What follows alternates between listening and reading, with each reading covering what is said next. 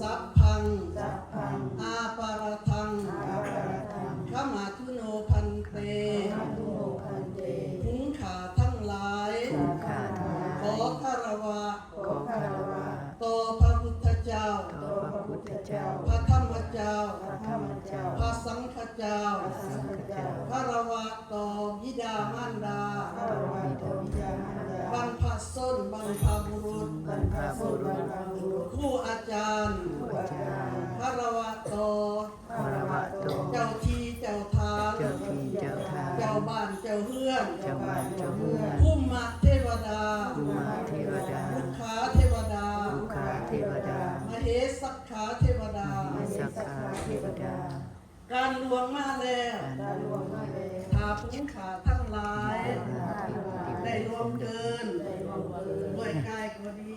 ได้ก็ดี ด้วยวาจาก็ดี ด้วยวาจาก็ดี ด้วยใจก็ดี ด้วยใจก็ดี ด้วยความประมาท ด้วยความประมาท หลงลืมสติ ลงลืมสติ สัมปสัญญา สัมปสัญญา ผู้เท่าบ่ถึงการ ผู้เฒ่าบ่ถึงกา ทั้ง ร ต่อหน้าและรับหลัง ทั้งตัวหน้าและรับหลัง ขอจงได้อโหสิกรรม ขอจงได้อโหสิกรรม ให้แก่ผู้ขาทั้งหลาย ให้แก่ฝูงขาทั้งหลาย ขอจงป้องปก ขอจงปกป้อง รักษา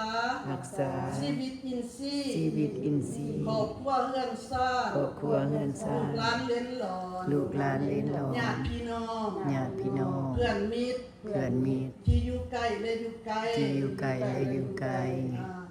ขอให้อยู่ดีมีสุข ขอให้อยู่ดีมีสุข ปราศจากโรคภัย ปราศจากโรค เพ ภัย ศภัย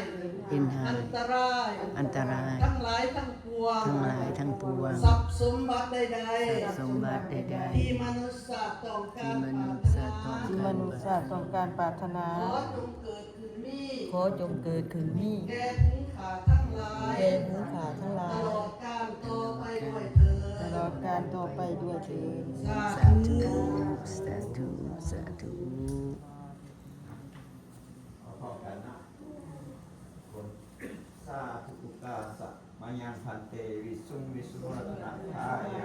ติสารเนนะสห ปั ปั ญ ญ จ ญา ศิลานิยาจามะ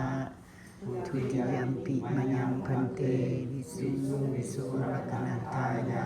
ติสารเนนะสหปัญจศิลานิยาจามะ